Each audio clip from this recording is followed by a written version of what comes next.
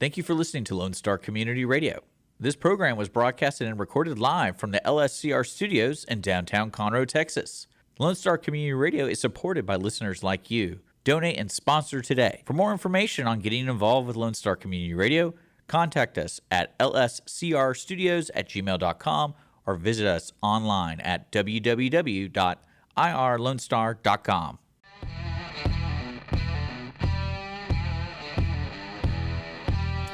Thank you for taking time to cruise in for Car Club Talk with Robert and Randy. You are Robert Helmer. I'm Randy Weldon. We're your show hosts today. And back there in the sound booth behind a protective glass, we've got Dick Schischler, our sound engineer and producer. He's not throwing anything, is he? No. Okay, good. He's awake. If he starts motioning like he's going to throw a knife or a pen or something, let me know. Yeah. Hey, welcome to our home welcome to our home in Lone Star Community Radio Studios, housed here in Conroe Tower. We are high up on the first floor, which is, say, we're right above the parking garage, which is Right. underground. We're high and dry We are high and dry today. Hey, at 100 degrees. Robert, you started this podcast. It was your idea. You've come up with a lot of ideas to start clubs and other stuff. But what was the idea for this? The idea for this was just to get the word out to the community about all the car clubs and all the events that are going on, and all the charity work. You know, and if somebody wants to pick an event to go to and just educate them and know what events are going on and when they're going, and that way they can go out and be a part of it.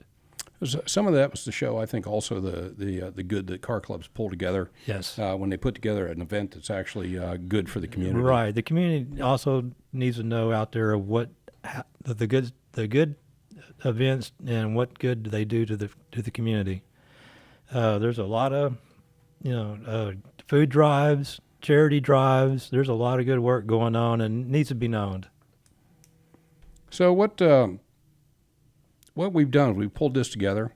We're actually, both the radio station and us are looking for sponsors, right? I mean, Right, it'd be nice yes. to get somebody to sponsor the editing and stuff, so it's ongoing. So Yeah, and if the people are out there listening to us and they've watched these episodes, please let us know. We'd love to have the comments there. We leave what you like about the show, what you don't like about the show, just tell us something. And what you might want to hear, if you want us to cover an event or something, go out there and be out there and cover that. That'd be great. We'd love to do that too. have us come out, you're talking Right. about. Okay. What about if somebody takes pictures of an event, they're out there, and they send that in or post it on our Facebook page? Yeah, we'll try to get that on there as well. Yeah, so I noticed that Lone Star Community Radio has a link. I believe it's irlonestar.com/CCCT. Okay. And they can actually click that, and they go there, and they can watch older episodes. Right. But they can also watch, or they can donate if they're interested in donating to the cause here. And keeping us on the air, please. Yeah, Robert's looking to make it big time. He wants to sell autographs sometime in the future. Hey, who do we have coming in today? Let's see. We got Eric Dunleavy. Dunleavy. Yeah, the young man who volunteered for the Cars and Coffee. Now he's in college right now, right? Yeah, he graduated last year. Okay. He's home right now for summer break, and he actually leaves next week to go back to school. Okay. Well, he was getting school credit while he was volunteering with Cars and Coffee with me, and did a great job all year. And so we're going to have him on and see how did he like the experience, and what did he get out of it himself, because we know all the charities he raised money for, they got quite a bit out of it, his volunteerism. And so let's see what he took from that. Yeah, he really helped with the workload out there. Yes, he did. Collecting the money and passing out the things that we put on the dash. Yep. To let people know they already donated. Yeah, and he gave me a break, too, so I can go to breakfast. So that was great. And you love your breakfast. I'm sure there's some kids out there somewhere that would love to go out and volunteer some time hanging out with a bunch of cars. And get school credit. And getting school credit, that's right. It's great. It's a win-win situation there. When I was here at Conroe High School, I volunteered to be one of the office girls. They never had a guy in there, and I was like, oh, time out. This ain't fair. So I was an office girl my senior year. Yeah. Got a credit for it, though. You sure there wasn't an alternative motive there? I'm not going to talk really that much about borrowing some of the passes and forging any teacher signatures to get people out of class. That may or may not have happened. But so we've got Eric, and then we're going to do a Zoom call With the Duncan Brothers Customs? Yeah, out of Kentucky, Paducah, Kentucky. Kentucky, okay. And we actually have a member that they actually customized the car. It's what is Sandy's Mustang? It's a 2006. She's got a 2006 Ford Mustang. And it looks like a 67 Mustang. You couldn't hardly tell the difference. They did a great job. This car is known nationally. It's been everywhere. And they just did a great job. And so we're going to have them on the show. It's a Pittsburgh Steelers tribute car, which, well, being a Cowboys fan, just breaks my heart. But, you know. But it's still a great car. Oh, it's wonderful. It's incredibly well put together, to the point. I was at Autorama, I believe it was last year, maybe the year before, and the judges, who are ISC certified judges, came up. There were 3 or 4 of them standing there with Sandy and Vernon Wilhelm, and I heard one of the judges say, "Prove to us this is not a Generation 1 Mustang." Right. And I'm thinking to myself, all you got to do is look at the interior dash, but, right. you know, Vernon and Sandy pointed out all the things that had been changed on it. They couldn't tell. So the Duncan brothers do that good of a job. That's good. What you got in the way of any sort of automotive news? Well, in automotive news, Maserati builds its last ever V8 powered car. It's a sad day for Italian car fans. Maserati finally built its last powered model. This means that the company is now has one less powertrain to worry about, as it ceased down to its goal to be all EV by 2028. All EV Yep. for Maserati. For Maserati. Wow. And then Audi comes out and says, "Never say die." Okay. So it launches a replacement for the A5, and shock and horror with the EV people, it is powered by petroleum and diesel engines. That's bad news in Europe, buddy. Yeah. So they have a goal of becoming totally EV by 2029, but they're sticking with this model until then. Audi. With Audi, yes. So that's the German rebellion going on, right? Yep. Yeah, well. And the Italians are falling right in line and saying, we're going to do the EV thing, no problem. Yeah. And I ran across one of the best EV research guides. It's by Market Watch, and it's very thorough, and it's very interesting, and there's doesn't seem to be any agenda. It's real pros and cons, and I'm like, if you're in the market for an EV, this is the guide to get. It tells you, what the cost of recharging the battery. It also gives you the cost of replacing the battery. It also has some cost of the actual cars.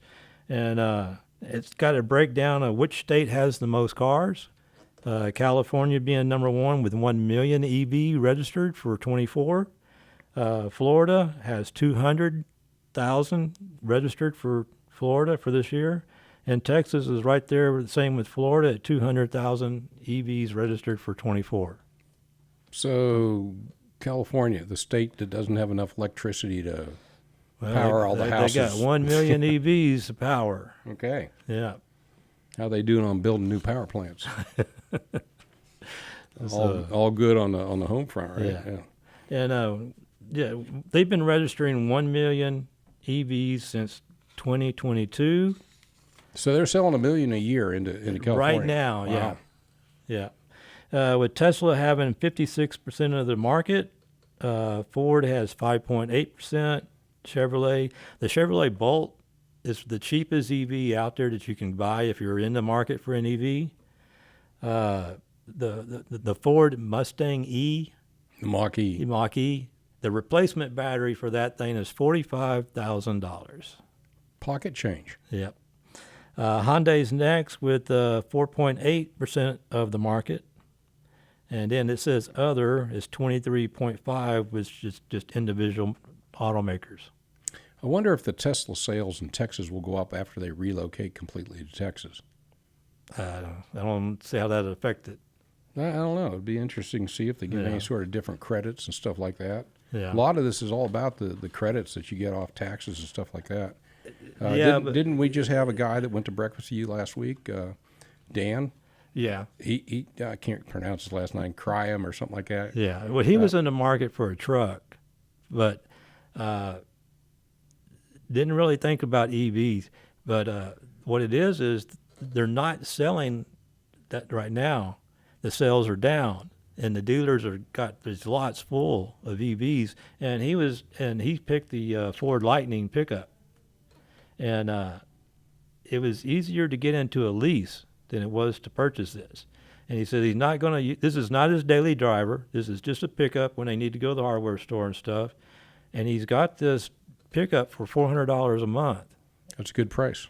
So he's figured, it's just an extra car. It's not that expensive to him. And so they're trying it out for a year, see how they like it. How long is that lease? 101 years or something? I don't know if it's 101 years. But one interesting question was, is it per miles on an EV? Yeah, that's a good question because all your leases usually go by so many miles per year. Miles, because you're looking at a combustion engine and how the life of the combustion engine, and everybody's thinking after 100,000 miles the car's no good, kind of thing. So how do you do this on an EV? So you got to know the battery life of something. But see, that's another thing. We're not there yet to know all the battery lives of these cars yet. They haven't been out long enough. Well, no, but I keep saying this. It's going to come along. It's Right. technology that's evolving, Yeah. and all technology does. And usually, I know with electronics, it's somewhere between a 17 and 20-year maturing cycle from the concept to production to when you get the volume up high enough that you get the price down low enough that people are buying in volume. Yeah. And then it cycles out to the next technology that's rising up. And it's also, the customer drives the market. And that's the same thing with Audi when they said, hey, we're not going to go totally, because in their statement here it says not all Audi customers were ready to make that switch. So, in fact, the electric car sales are down. So that's why they said, okay, we're going to continue with one model still having the combustion engine in it, or the diesel. It's from the guys that knew how to program the computer so that even though it's polluting more than they said it was, they hit it. Yeah. And then got caught. Yeah. But you got the market, and then you got government Regulations and mandates. coming out and everything. Britain just had their election, and the I think it's called the Labor Party has actually got in power, and they're going to continue with their 2030 ban. By 2030, everything is supposed to be electric. Even with the new party in. Yep. Oh wow, that's pretty wild. Yep. Well, EVs they're not going away, man. They're gonna keep coming. It's just the way it is. Yeah. You're not gonna like them initially. It's good.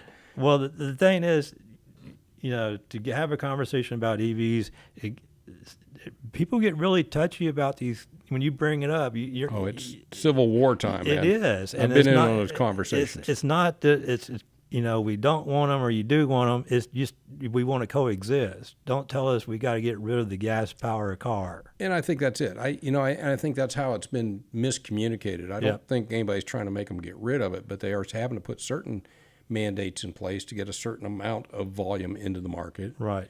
And by the same respect, they've given certain tax incentives for people to do so. And then they took some of those back, so I don't know where it stands. I mean, and if you're going to pass any regulations, it ought to be that you can't sleep while the Tesla is going down the highway. that would be a good one. You got to have your hands on the wheel. You can't go to sleep. Because I've seen videos now that people are just totally asleep at the wheel, and the thing's going down the highway at 80 miles an hour. Yeah, didn't we have one burn up? Was that here in Houston just That was a Cybertruck. last week? Yes. Yeah. And the occupant, passed away in that. And one of the things, this is where people got really touchy, because I made a comment is like, was the person able to get out of the vehicle? Because there are rumors that these cars are having accidents, the computer is going down, and the doors are locking. And so I got a lot of backlash making that comment. I saw the comments starting to fly, and I had other things to go do. So I don't know if there is a manual override. I don't know if there's any other way of opening the door. I'm just letting you know what I'm hearing, that the computer goes down. And I think also I've heard the story today. There was a woman at the Walmart parking lot. The EV was malfunctioning and could not get the doors open. They had to break the windows to get her out. I hadn't heard that yet. Yeah. So she was inside a hot vehicle at 100 degrees trying to get out. So that's just some of the things we have to really look in and see what are myths, what's are facts. Need to look into it, because a lot of that stuff are stories that just surface somewhere on the internet, like all this other stuff. Yeah. And in this day and age, you can piece stuff together digitally that looks so authentic it's not funny. Yeah. I was rummaging through a pile of mail on my desk last week and realized I'd had sitting there for about a month a Ford F-150 recall.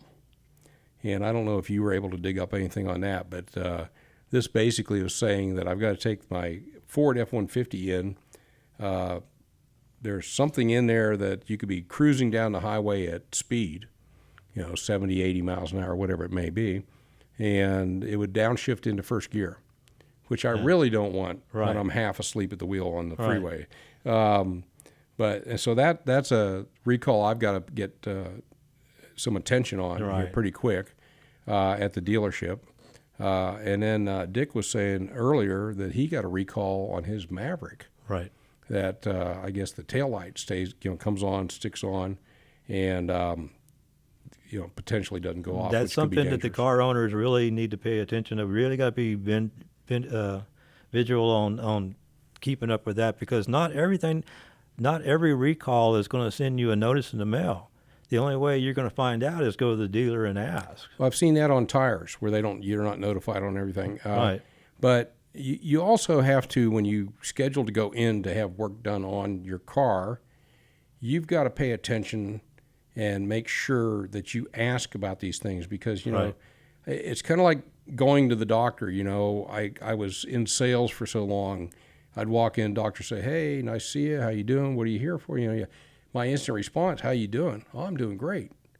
And then I can't tell you how many times I left the doctor and I was like, I went in there for a reason, and we didn't even cover it, but it's the same thing taking your car in for service. Right. You've got to tell that service writer, "Hey, I'm in for this and this and this, and I understand there's a recall." Right. And you've kind of got to ask about it. They don't always think about it either. Right. It's like any other workplace, right? I mean, you're sitting there, throwing, spitballs at somebody in the next booth over or whatever, or, yakking about the show that was on last night or something like that. And it may be something that's not any big deal. Then there's the ones like these airbags. Airbags, that was a big one. That was a huge.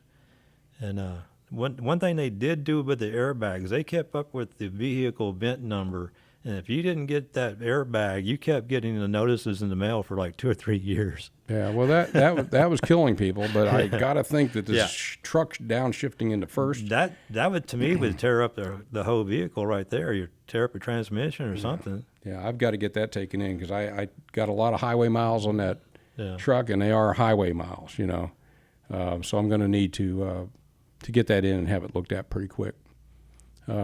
Anyhow, it's about time for us to maybe give some station identification or some recognition of some of these other shows. This is Cruisin Car Club Talk on Lone Star 104.5 and 106.1 FM. Or for those Globetrotters out there, you can stream us around the world at irlonestar.com, on Facebook, or on YouTube. I'm Randy Weldon. This is Robert Hemmerl. And we'll be right back.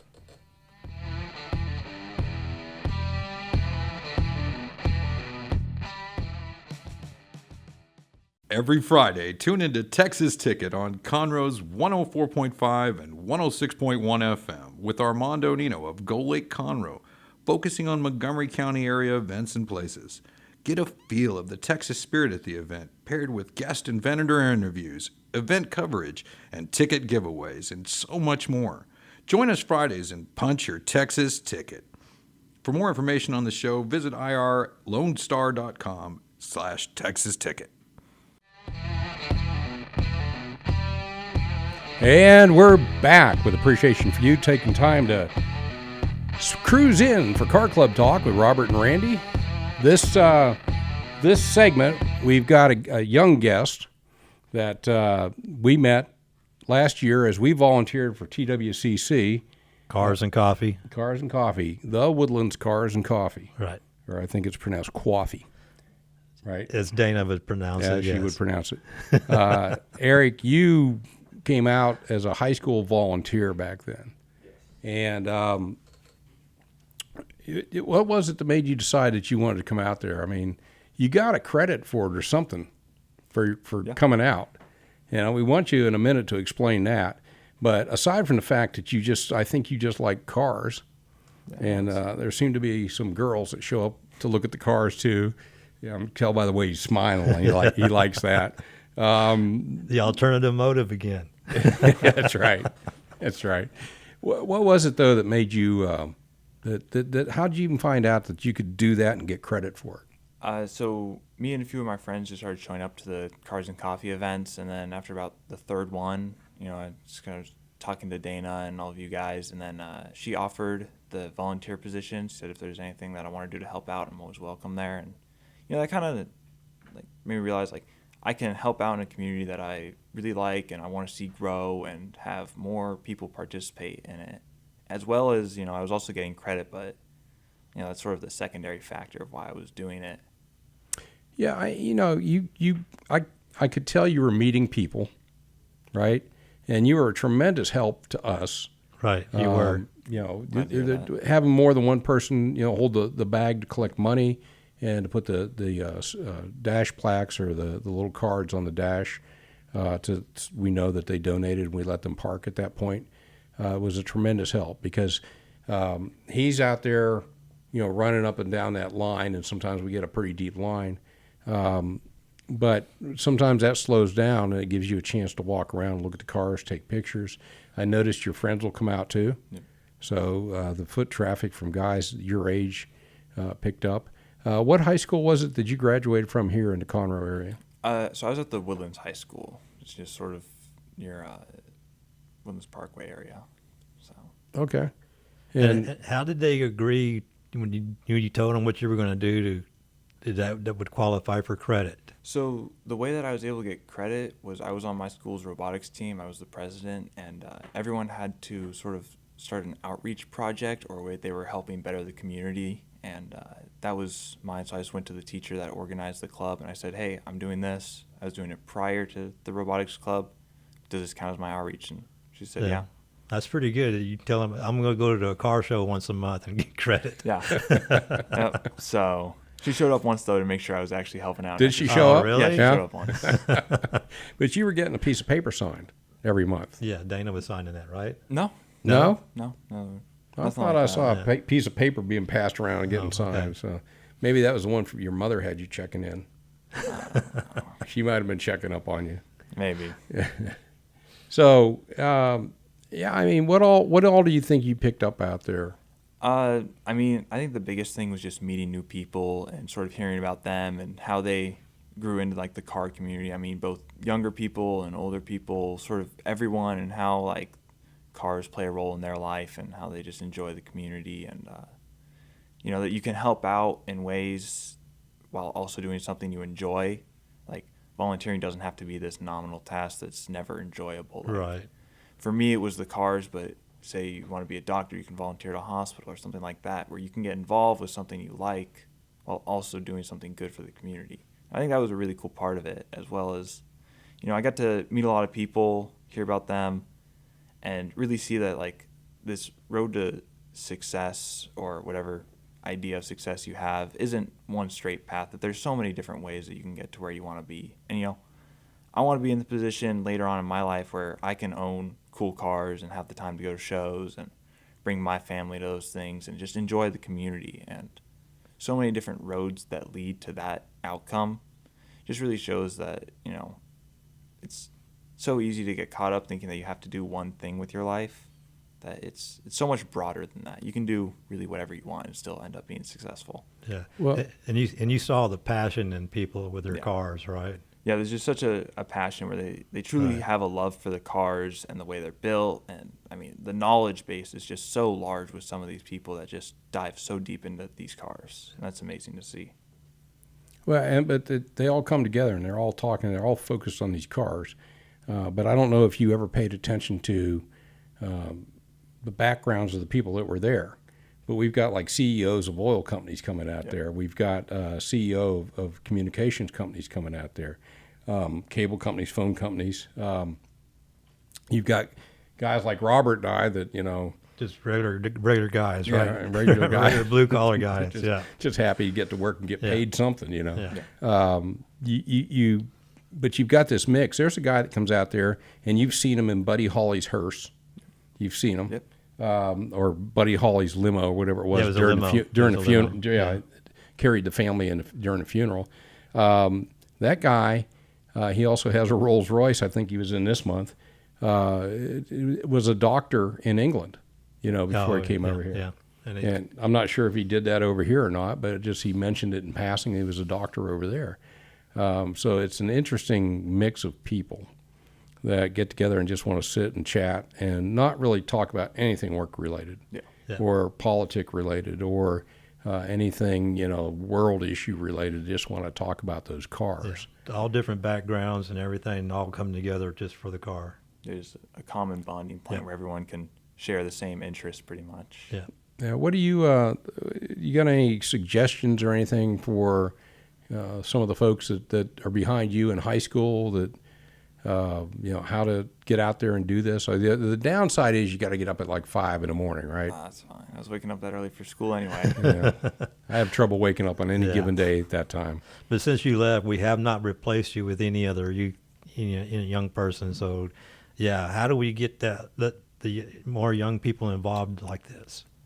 I don't know. I know a lot of young people are sort of focused on the wrong things in their life right now, and I try to stay on what I think is the right path. But Yeah.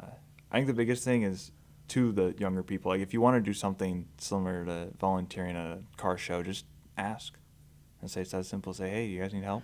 And it's Yeah, just that's simple. about how simple it is Yeah. because we definitely need the help all the time. So yeah, Well, you that just brings ask. up an interesting point, though.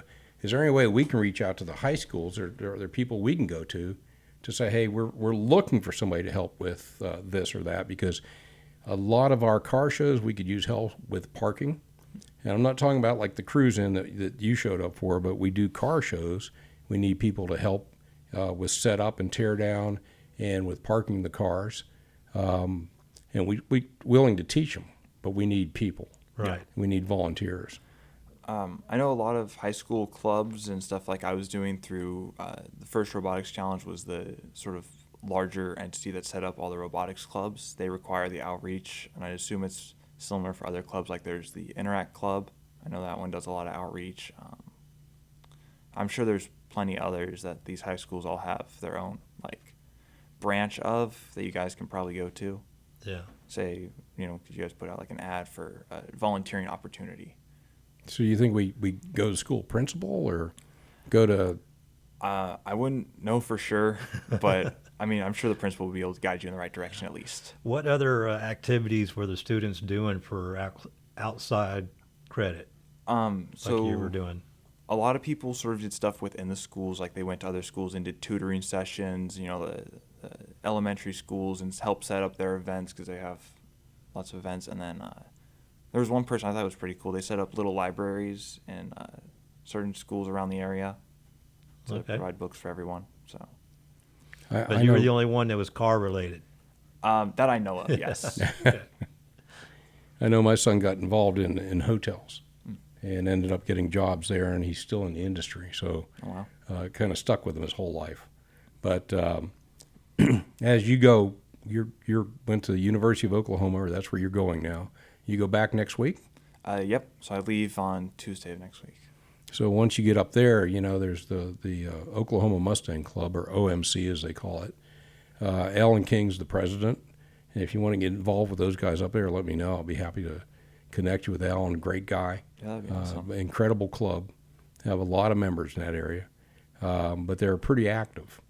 So they've got, stuff on the weekends. They've got stuff during the week. You haven't been out on the track yet, have you? I have not. Anything you want to do? Man, I mean, it'd be fun to just get out there and drive. Well, they get out there. They get out there and they drive, and I'm sure they'd be happy to give you a ride along. That'd be awesome. So, yeah. So what career direction are you going? So my major as of right now is finance, but as for career direction, I don't really know. I recently did an internship at an oil company, and that sort of put me closer to the engineering side of things. I was previously a mechanical engineering major, but I ended up switching out of that. To finance? Yes. Okay. So I talked to a lot of engineers in the field and in the industry, and they all said that they wish they would have done something business related. So then I was kind of like, well, maybe I should listen to them. Got a business degree first before going into engineering? Yes. So what they Okay. recommended was doing a financial or business related major, and then Right. do an engineering related minor. Okay. So you know what he's going to do, don't you? What? He's going to get a degree in finance, and he's going to go out and finance EVs. Okay. I don't know about that. Oh, come on, man. You're an EV fan, aren't you?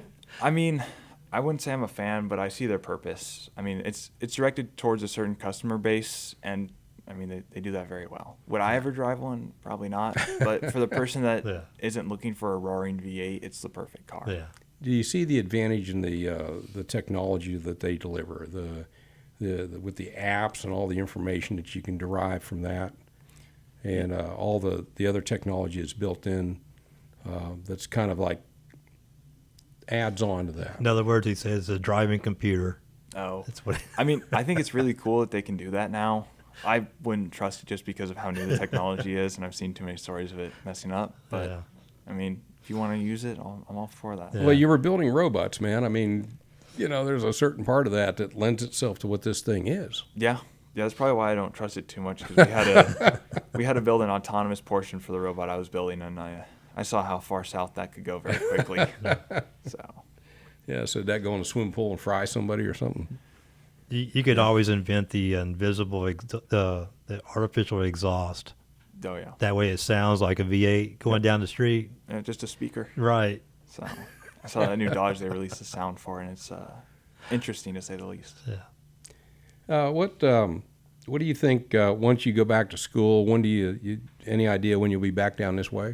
I plan on probably coming back just a random weekend to spend time with my mom and dad, and then also during winter break for Christmas holiday. And come visit Cars and Coffee. Yeah, if I'm home for the first Sunday of the month, I'll definitely be there.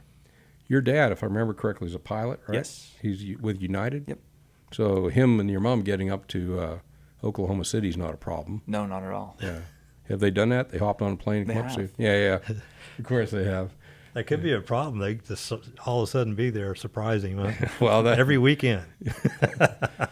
I wouldn't doubt it at first. It might have been not too far off from there, right? Not exactly, but That's usually the way it works yeah. for all of us. Yep. I can remember my mom showing up at my apartment door, at 7 a.m, knocking on the door. It's like I didn't answer because I'd been up all night. I wasn't getting up, Yeah. But no, there's any direction that you want to go in going forward, but to always have your fingers in the cars, Yep. I think is always within reach, and it just depends on what you've got your sights set on. So Just keeping that passion. That's all. Always have that passion with you. Yep. Yeah. So my one of my goals for next summer is I'm going to try to purchase a project car so I can start working on something. Just get my Yeah. hands dirty a little bit. Yeah. Randy's had his project car for 20 years. yeah, I've Those are the best types. I actually got mad at my Mustang about 2 years ago and let it sit for over a year. So now I'm fixing to have it towed off and worked on. But in the process, I bought a second project car. Oh no. I bought Yeah. a 2007 Mustang Coupe. And really, it's not that bad. Vernon Wilhelm's gone through it pretty good. But it does need paint, a little bit of body work. And we can spruce it up and make it look nice. But I think the engine's pretty solid. Did you figure out how to get the other one out of neutral? No, not yet. I haven't. Okay. But I have figured out how to start the manual without stalling it and having to jump start it. So Oh, okay. yeah, my other one's an automatic. So but it travels nice with the top down. So I've got one convertible now and one coupe. That's nice. Yeah. I'm trying to get a manual coupe, probably something like a 90s BMW. Oh, well, you're not going to go to a Mustang. Yeah. You're Hey, the kind of BM stabbing me in the heart a little bit. Well, the 2015 Mustang was copied off of the chassis of a BMW. Yep. They wanted to compete, so you're in good company. I don't know. I was trying to give my Mustang to my grandson. He went out, and he wouldn't return my phone calls or respond to my text messages. And then I found out he bought a Nissan Z380. So I was like, all right, go ahead, stab Grandpa in the back. It just hurts, man. Yeah. We're American muscle guys. You're right. I haven't seen a BMW at his house. No. Although I do have to admit to having owned a Jaguar for a while, so and it was a nice ride. That's pretty much a Ford, though. Didn't Ford buy him out a while ago? It was before Ford bought them, though. Right. Yeah, it was the big one that carried the Queen around. So, but nice ride, man. Yeah, they do those cars well. It's just like changing out a water hose was $300 for the water hose. So some of those parts can get a little bit expensive. Yeah. But hey, that's what you're in it for, man. Is whatever money you earn to dump it in there, Yep, that's the goal. Mom's like, oh, you shouldn't waste all your money, but it's not wasted if it's going towards something I enjoy. Right. That's what we're working for. Yep. Yeah. Well, Eric, you got any other hints or things that you might have learned at TWCC that you can spread to anybody that might be watching and listening to us here? I just say talk to everyone. Very rarely will you come across someone in the car community that does not just enjoy talking to people and meeting new people and explaining their life and their cars. So that brings up a good point. You felt pretty comfortable with everybody out there. Yeah. Everyone out there was just nicest people you can imagine, always willing to talk about anything themselves, their cars, the community. Yeah, I find too that you can put something down. You don't have to worry about it being stolen. Yep. I've left my backpack at Starbucks with my computer in it, and went all the way home and realized, I left it there. Went back and it's still in the same place. Yep. Nobody touched it. Everyone just leaves their windows down, stuff in the cars, and no one has to worry about it. Yep. So it's always good to see that there is still some faith in humanity. Yeah, there is. All those people really watch out for. We watch out for one another. Yeah. Yep. Got everybody's back. Well, Eric, we appreciate you taking time to come in here and talk to us today. Yeah, I appreciate being on here. It's Eric Dunleavy. You don't have like a website for yourself or anything like that. So, any way for people to get in touch with you? Give out your email address or something? I'm on Instagram, just Eric Dunleavy. Eric Dunleavy on Instagram. Yep. All right. Lots of pictures of cars on that page, so you'll know it's me when you see those. Okay, man. Well, thanks again for coming in. We're going to give some recognition to the station here. This is Cruisin' Car Club Talk on Lone Star 104.5 and 106.1 FM.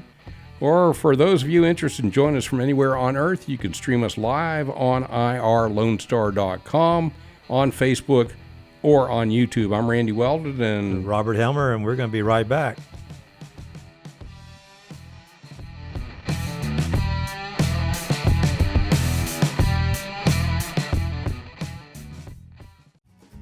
Listen in Mondays at noon to hear Conroe news from local nonprofits, businesses, upcoming events, Conroe Park events, news stories, and information that matters to you with your host, Margie Taylor of Taylorized PR. For more information about being a guest, visit irlonestar.com/Conroe Culture.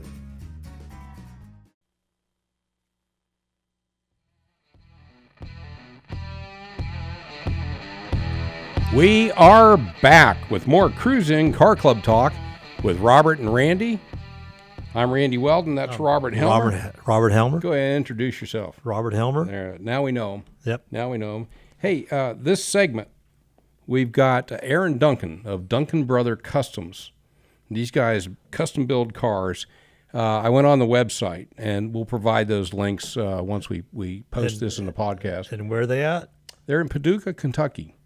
Okay. But third generation. And it's all been brothers and uncles and stuff that have kept this alive for, 70 years now, Aaron?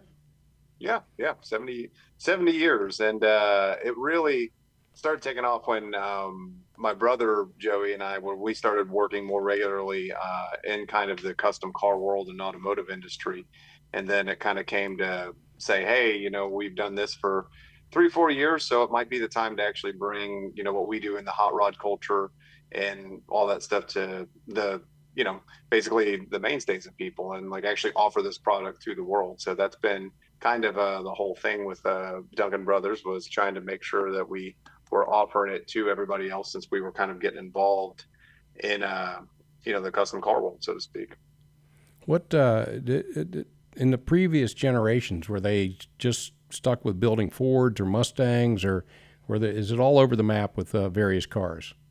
I would say probably 80% Fords. I would say 80% on the Ford side of things, and a lot of and mainly Mustangs. And we come from a definitely Ford background family and Mustang oriented family, and I think part of my growing up in rebellion was, at first I was trying to like push away from that. And the first car I ever won, still probably my dream car, was a 70 Pontiac GTO. And but eventually I found my way into the Mustang world, and then naturally, like people do, got obsessed with them, and then started kind of taking my hand on them a little bit more, my take on them, on what I could do with kind of designing new ones and different ones to kind of look like the older cars I would see flipping through magazines and books growing up. Well, I was at, we talked to, Robert and I talked about this earlier. I was at Houston Autorama last year, and it was either last year or the year before, but they have these ISC certified judges, and they came up to Sandy Wilhelm's car, which is a 2006 Mustang that you guys retrofitted, or retro, whatever you call it. You made it look vintage, made it look like a Generation 1 Mustang. And the judges, I stood right there and listened to these certified judges say, prove to us this isn't a Generation 1 Mustang. And, Sandy and Vernon started naming it. But that's how good the quality of your work is. And that is beyond humbling. Everyone we see, we get done with it, and we're like, man, this is the best thing we've ever done. And then we start building the next one, and then we see the old one and think, we thought, man, if we would have just tweaked this and changed this here, we probably could have got more accuracy, or we would have been happy with it. So I hope I keep chasing that, though. I want to make sure that we're constantly chasing, giving it a little room so we can get better and better at each one. But, constantly chasing perfection, huh? Yeah. And like that, sometimes you have the question of like, well, what is perfection? Because like, when you're kind of doing stuff like this, and it's, this is, sometimes I say it's high stakes Legos, or, automotive art, so to speak. But, the whole thing is if we're fooling, certified judges, and ISC judges, and we had a similar situation once happen where we got invited to be a good guys participant a couple of years ago at SEMA, and they didn't realize it was a new car. And those are tough judges too. Yeah. So that's an extraordinarily flattering and humbling experience, for sure. I might say before we go too far here, it is Duncan Brothers, because there is a brother. There's a brother, Joey, that you've got, who we interviewed down in Birmingham. But Joey was out in the yard and got poison ivy and got pretty well infected, if I remember correctly. And so he's home kind of recovering, right? He was in the hospital for a little while. Yeah, so Joey, he had poison ivy, which normally isn't that terrible of a thing. But Joey, when he got it, he actually had like an open wound on his leg, that he got cut or something like that. And so I guess some of it got into the bloodstream, and it just made the situation way worse. Man. And spread all over his body. So he hasn't been at the shop probably in about 2 weeks, and he's recovering, and he is doing good. And he's been, multiple, like he did go to the hospital a little bit and a couple different doctor's visits, but he's on the mend. So fortunately he's on the mend. I'm hoping that he'll be able to, not trying to push it or anything, but hoping he can get better enough and go to Detroit with me next week for the Woodward Dream Cruise and all that, while the car up there on display. So is that going to be the same car that you had in Birmingham, or are you going to have a different car up there? We'll have a different car up there. So the car we had in Birmingham has done most of its show circuit this year, and the owner of that car now has it. The car that we're doing up there is a newer Mustang convertible that we rebodied to look like a 69 Shelby, black and red. It'll be at the M1 Concourse Thursday night, August 15th, for the Pit and Paddock Mustang celebration. And then we'll be in and out of the Woodward Dream Cruise, all the events and Ford stuff kind of going on up there. So it'll be a really cool event. That's a really, really great car. We did that one for SEMA a couple of years ago, and it's fantastic. I don't think we ever brought it to any MCA shows or anything, so I don't know if you've actually got to lay your eyes on that one, but it's a gorgeous car. The only other one I remember seeing was in Atlanta at the 45th. You had a guy there that's actually like a WWE professional wrestler that you built that car for. What's his name? I can't remember. He's fairly well known from what I was told. That is his wrestling name is Ricochet. Okay. Real life name Trevor Mann, and he's a car nut, and we've known each other actually since we were in 6th grade. Grew up as best friends, and he found success and then had us build him a car. And that was during, that was 2021. We were starting to come out of the pandemic, and he was on kind of a limited schedule the way they were doing the wrestling at the time, because I think they were still doing like the empty arena stuff. So he lived down in Orlando, and I flew down there and said, man, we should drive up to the MCA show that's going on. And so that's pretty much how we ended up both at that show at the same time. Yeah, that was pretty cool to have him out there and have the car out there. But you guys, that was another impressive car. If I remember correctly, that's a flat black paint on that one. Yeah, that was a hard car to paint. That one we did basically.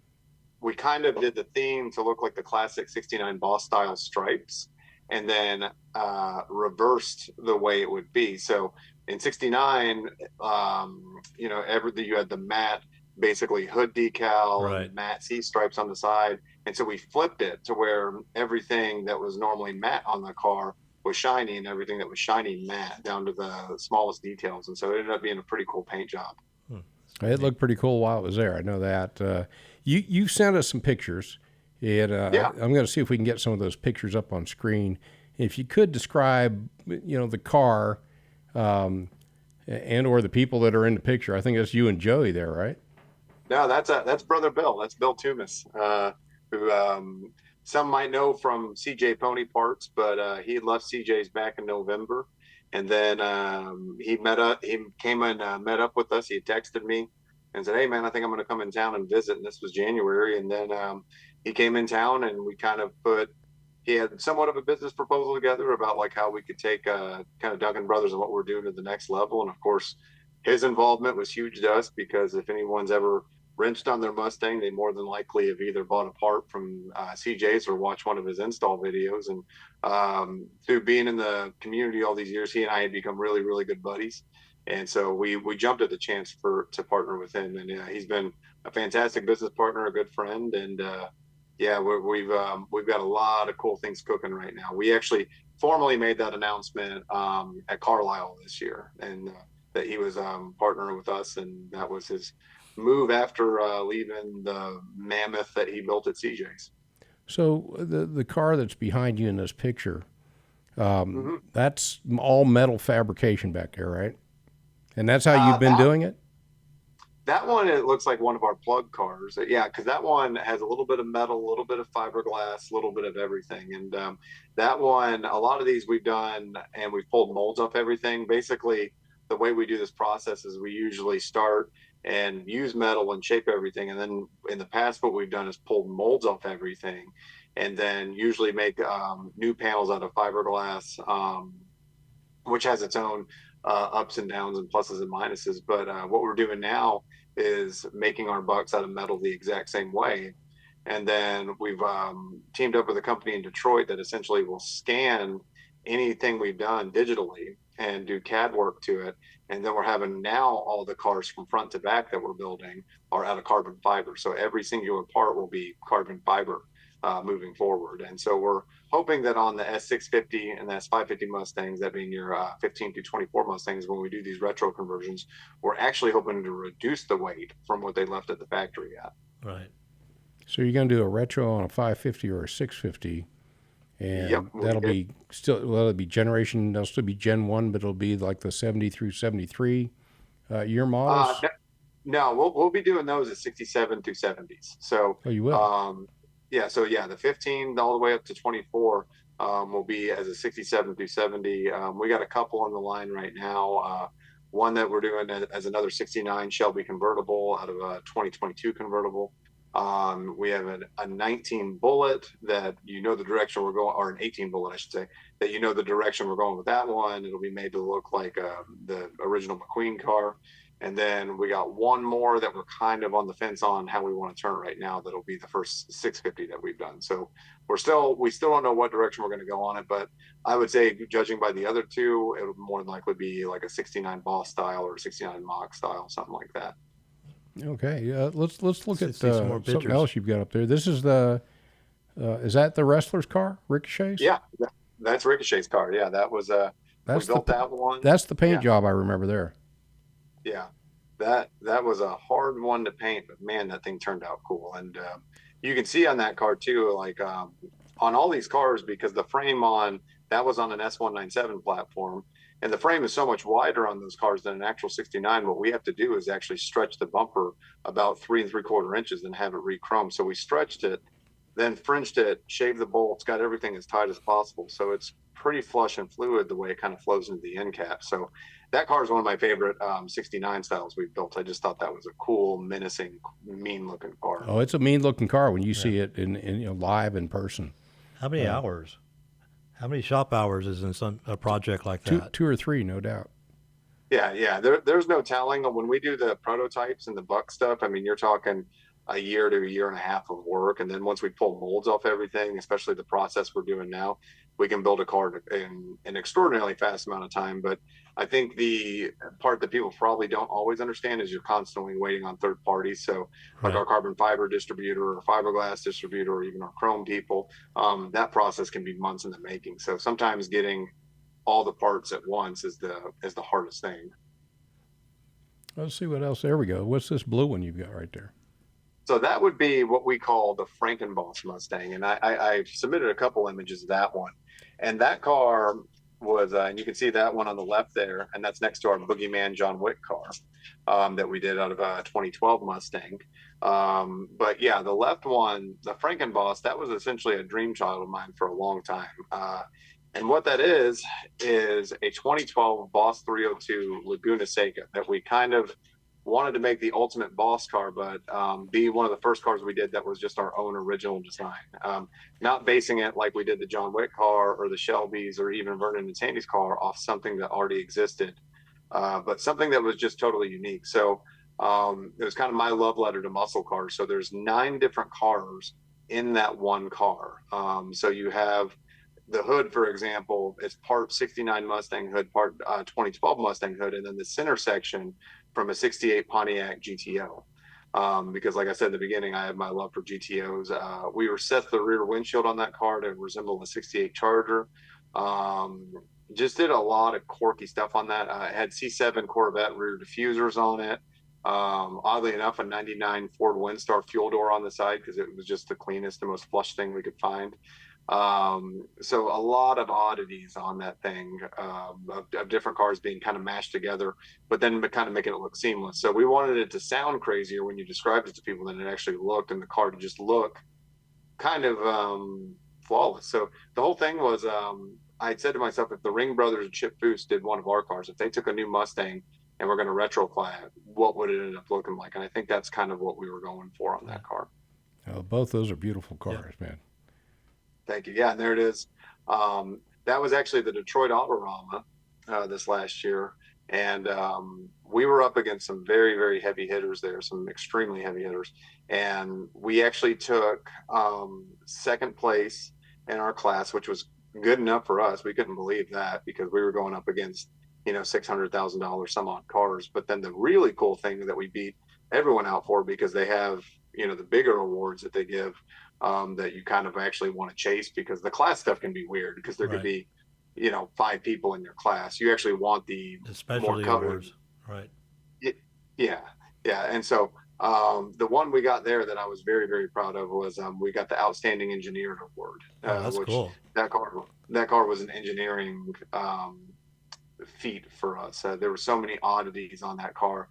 Even if you look on that front shot there, you can see we used a 70 Mustang headlight bucket, and we actually added an HID fog light from a 2015 and took the fake air ducts that would be on 70 Mustang headlight bucket. We cut the air ducts out and moved them down to that custom front pan and actually routed them to the big brakes. So that whole thing was just that car was an engineering feat for us. That was probably the hardest one we've ever built, but probably one of the funnest and then one of the best performing we've built. Great looking car, it really is. Thank you. Yeah, and you can see a big mix mash of cars there. You see on the top left, you got Trevor's car, as we call the Boss SET. Top right, the '69 John Wick Boogeyman car, and all these are new Mustangs. Every one of these is a new Mustang. The one in the middle there on the left is one of our '69 Shelbys that we did on a 2014 Mustang GT. To the right there is the 2006 Steelers car that belongs to Vernon and Sandy. Bottom left there is another '69 Shelby convertible we did. It seems like people are really drawn to those on a convertible. I don't know why. I've been wanting to do a couple more coupes in that style of car, but I don't know what. I think it's that whole thing. The car you show is the car you end up selling, and that's what's happened with the '69 Shelbys in particular. And then of course bottom right, Frankenboss. Yeah, just really, really nice work. There's one of those is an actual Gen 1. I guess that's the one sitting in the back, and the one in the front's actually a 2006 that was made to look vintage. Yeah, absolutely. And that was down there in Houston, I think, when we gave Sandy that car. And that's right. That was the presentation weekend. Yep. That was a fun time. Yeah, for sure. And that was actually a building out behind where the presentation kind of thing was. So it was pretty cool. Yeah, nice shot. Yep, and then there's Joey and you. One, yep, that me, Joey, and Bill. That was when we made the announcement at Carlisle of what we were doing moving forward. John Clore hosted that press conference for Ford Performance, and that was one of the many photos there. And we were showing Frankenboss there too, and it was such an honor because we were by one of the RTR car on the left there, like the Von Gittin car, and then to the right of us was a Ring Brothers car. So we kind of felt right in place, like what we were kind of aiming to do as far as what that car was for us. Yeah, you're right in there with the big names, man. Yeah. But we're not as big as those guys. Well, that's all right. You're hanging in there for 70 years. That says a whole lot. It really does. No, thank you. Yeah, I mean, we're trying to keep pushing it and just keep doing better, man. And the stuff we got working on, the S550 and 650, we're miles ahead of where we've been before. And doing this in the way we're doing it now has been such a eye-opening experience and a relearning experience doing this out of carbon fiber. So we're so geeked about what we have moving forward and some of the projects we got going on and all that stuff. I mean, it's a really, really exciting time for us. How do people get in touch with you? Do you have a website? Do you have social media links? How do they find you? Oh my gosh, we got so many things like that. Of course, our office line here where I'm at now, anyone can reach us at 270-201-2874. We're always here. We accept walk-ins, people that just want to come and tour the shop Monday through Thursday, 7 a.m. to 6 p.m. And the main thing though is like we're very highly active on like Instagram. So just look up Duncan Brothers Custom on Instagram, Facebook, and then YouTube. We have a lot of goofy, weird videos and stuff like that. And if you're not into any of those things, our website www.duncanbrotherscustoms.com. But if anyone's into seeing how these cars are put together and just how stupid and psychotic we all are and weird while you're doing that, huh? while you're building them. Yeah, the YouTube channel is worth a subscription.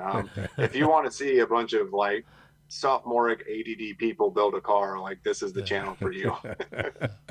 So Robert asked me earlier, your title is Chief Strategy Officer? Yeah, I don't know where the hell that came from. That's what he was like. What is that? What is that? Yeah. I think it was some generalized thing that at some point we Wikipedia'd something in the beginning, and it was like, that sounds good. Yeah. And like, because I think we were looking CSO, CEO, this or that, which we're not corporate at all. So I think you could have fooled me, man. You Yeah. look like a shirt Yeah, and tie guy. Yeah, I think it was just one of those ironic things that we're like, oh, this will make people ask questions, and sure enough, it still has. But at this point, I don't even know what a strategy officer is.